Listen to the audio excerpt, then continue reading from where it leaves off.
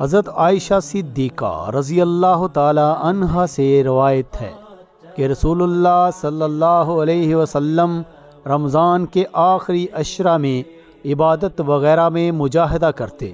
اور وہ مشقت اٹھاتے جو دوسرے دنوں میں نہیں کرتے تھے۔ حضرت عائشہ صدیقہ رضی اللہ تعالی عنہا سے روایت ہے کہ جب رمضان کا عشرہ اخیر شروع ہوتا